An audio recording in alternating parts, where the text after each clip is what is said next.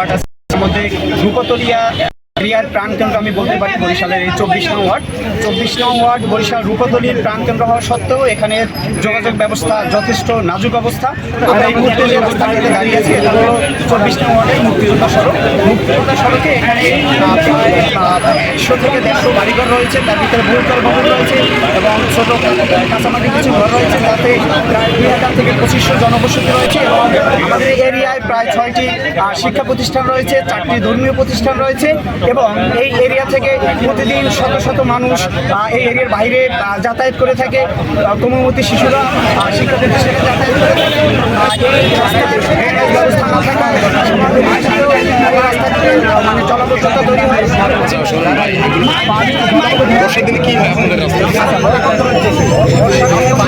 ভারী বৃষ্টি হয়, আমাদের এখানে ড্রেনের ব্যবস্থা না থাকায় পানি জমে যায়, সাধারণ মানুষ বিভিন্ন চলাফেরা করতে পারে, প্রচন্ড অসুবিধা হয়ে থাকে।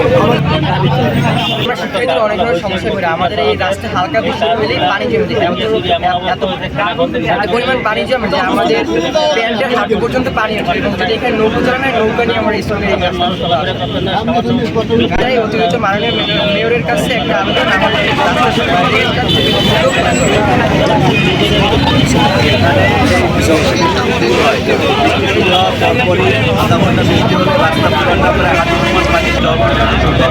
সৃষ্টি হয় এবং এখান থেকে রিক্সা গাড়ি কোনো কিছুই যাইতে পারে না।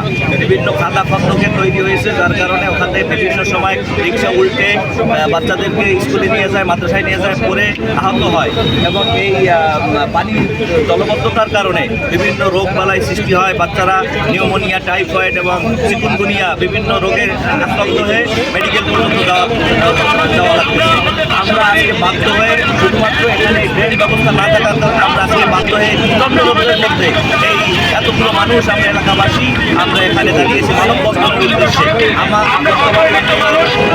ভারপ্রাপ্ত মেয়রের দায়িত্বে আছেন, আমাদের দাবি তার কাছে একটাই, আগামী 1 সপ্তাহের মধ্যে আমরা চাই এটার একটা সুষ্ঠু সমাধান হোক। যদি 1 সপ্তাহের মধ্যে সমাধানের কোনো আশ্বাস আমরা না পাই তাহলে পরবর্তীতে আমরা এর চাইতেও কঠিন কর্মসূচি দেওয়ার চিন্তা ভাবনা করছি। যদি 1 সপ্তাহের মধ্যে যদি কোনো সমাধান না হয় তাহলে পরবর্তী সময়ে এলাকাবাসীর সবার সম্মতিক্রমে আমরা এই রাস্তা অবরোধ করব, প্রয়োজনে হলে ঢাকা পটুয়াখালী মহাসড়ক অবরোধ করব। তারপরও আমাদের ন্যায্য দাবি, ন্যায্য অধিকার, আমাদের এই রাস্তা ড্রেন হতেই হবে। আমরা শুনতে পেরেছি কার ইন্ধনে এই রাস্তার ড্রেন ব্যবস্থা নাকি বন্ধ হয়ে আছে, এটা আমরা শুনতে পেরেছি, সত্য মিথ্যা জানি না, কিন্তু তদন্ত কমিটি হোক এবং আমরা চাই আমাদের এই ড্রেনটা যেন সুন্দরভাবে আমাদের এই ড্রেনের পানি নিষ্কাশনের ব্যবস্থা হোক, ড্রেন দিয়ে হোক আর খাল কেটে হোক। আমরা চাই পানি জলবদ্ধতা এখানে থাকতে পারে হওয়ার কারণে, এখানে এই সোনার প্রতিষ্ঠান হওয়ার কারণে, এই অর্থহীন হওয়ার কারণে শত শত হাজার হাজার মানুষ এখানে বসবাস করে। এত ভ্যাট ট্যাক্স নিয়ে এই সিটি কর্পোরেশন চলতেছে, কিন্তু আজকে 24 বছর পর্যন্ত আমরা সেই কাঙ্ক্ষিত সেবাটা এখন পর্যন্ত পাচ্ছি না। এখন আমাদের একটাই দাবি, শুধুমাত্র আমাদের পানি নিষ্কাশনের ব্যবস্থা। আসসালামু আলাইকুম রহমতুল্লাহ।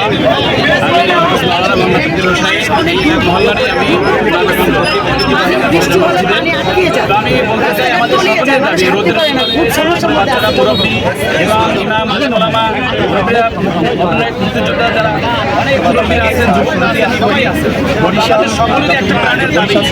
সিটি কর্পোরেশন হয়েছে 2002 সনে, 24 বছর যাবৎ এই আমাদের বরিশালের রূপতলির প্রাণকেন্দ্র হয়েছে 24 নং ওয়ার্ড। 24 বছরের মধ্যে আমাদের এই রাস্তার কোনো ড্রেন হয় নাই এবং মুসল্লিরা নামাজে আসতে পারে না। আমরা বৃষ্টি হইলে, অল্প সময় বৃষ্টি হইলেই ইমাম যারা আছেন তারা বাসা থেকে বের হইতে পারেন না এবং মুসল্লিরা যা আছেন নামাজ যাইতে পারেন